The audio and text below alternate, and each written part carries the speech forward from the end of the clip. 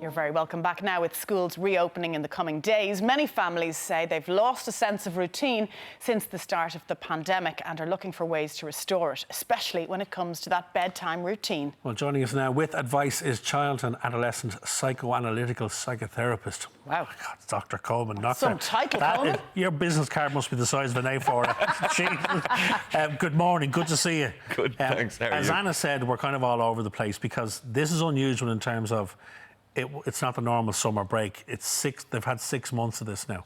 So where do we need to start in terms of getting ready for what's only a week away?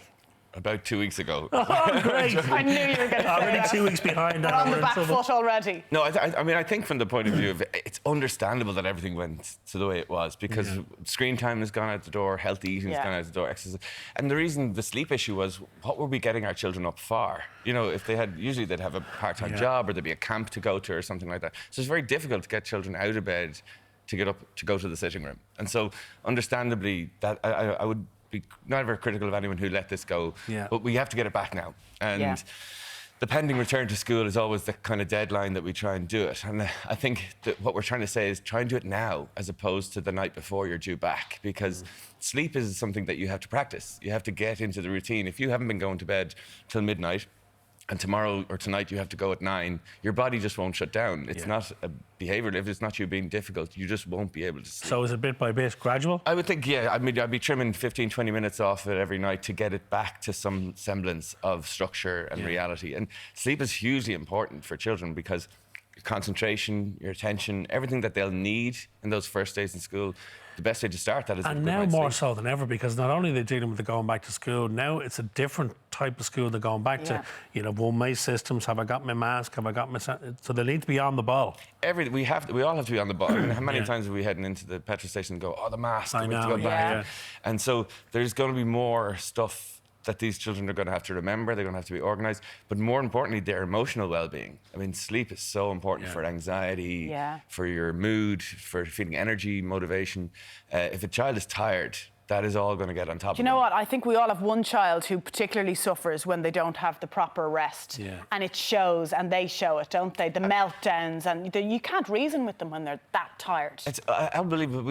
We always say something, their children behave badly because they're tired. Yet we don't value sleep, I think, as enough in terms of that. And I think as a family, the culture of your family is that you have to start, like, if you're staying up till 1 or 2 in the morning watching Netflix and they know you're doing that, then that's not necessarily going to be... I mean, we know recently that role modelling is important from our it's learned behaviour, isn't it? But from the point of view of, I mean, I think if you value sleep, children will pick that up. But the sensitivity, the hyper complaining, all that sort of stuff can be absolutely linked to poor sleep tonight. You have some tips for us in terms of how to start and things that we need to look out for, and we start with consistent bedtimes.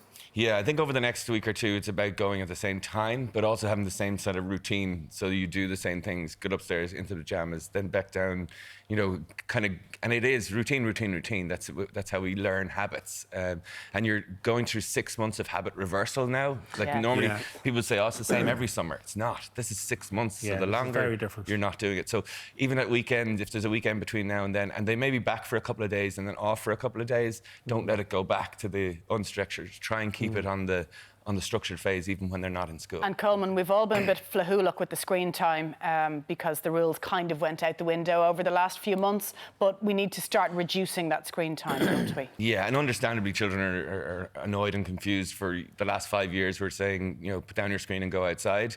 And now we've been saying, come inside and go on your screen. And so, understandably, we're going to have to try and rein that back in. And that's always much more difficult to close the gate than open it.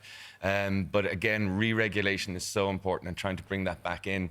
And filling their time with other things makes that easier. If you're just stopping screen time for screen time's sake, it seems unfair. Whereas if you're doing something else, it's much better. It ties into your next point, which is physical activity.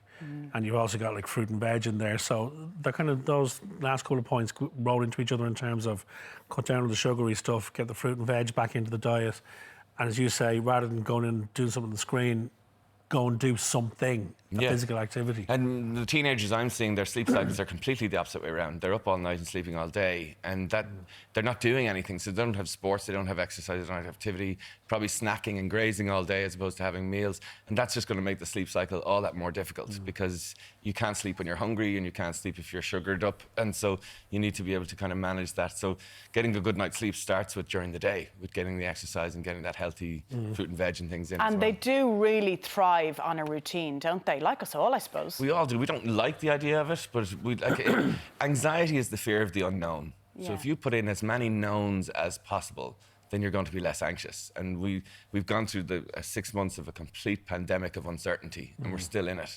So anything that we can tell children is going to happen and follow through on it and be reliable with the structure, of course it's going to help them. And as you say, and I'm touching on that word anxiety, on top of the normal stresses of going back into school, new teacher, maybe new classmates, new room, new environment, we've everything else now on top of that as well. And I'm sure there are kids out there. We had texts into the show yesterday where some parents are saying, I'm still not 100% sure I'll send them back in. They're worried about it. And that's passed down the line to the kids. So I'd imagine having conversations about what the school's going to look like when they go back is key as well. How this is going to go is down to the grown-ups in the room. I think it's going to be down to that. I think if you're a highly anxious teacher, a highly anxious parent, your child is going to pick up on that. And they're not going to trust the system. And it's anxiety enough with yellow and black stripes everywhere and standing in masks and visors. Warning signs everywhere. And This has to increase the child's anxiety. They're looking to you as the adult to say, is this okay? And you've just got to send the message, we have this. We've got this. It's going to be okay. But I think it's really important that we don't use terms like the new normal. This is not normal. This is abnormal. No. It's the new abnormal. And children need to know that this is not the way in which we should engage, relate, and socially connect with each other. It's just we have to do this for a period of time until this is gone. And for very younger children, if this is the template for how they're engaging in the world and see themselves in it, I think we need to be really mindful of try and help them to understand that this is not the way it should be. It's just the way it is. Yeah, the Safe Food campaign, it comes back to that healthy diet, reducing sugar, Coleman. It is very important, isn't it, for their overall behaviour, I suppose, and their attitude. For sure. And again, it all starts with the biology. If you're tired, hungry, irritable, everything else will fall apart. And the makeastart.ie is the website. If you want to look up, there's all the tips on how to get the exercise, the eating, and try and get that sleep pattern back from scratch. And I would say maybe start tomorrow night. Right, well, I'm starting tonight now after that. Starting tonight, Coleman. Thanks so much for coming. Appreciate your time. Thank you, Coleman. If you could pop over to the houses as well and give us a dig out, that'd be great. Now, time for a quick break. Grab a cuppa. We'll see you back here in 3.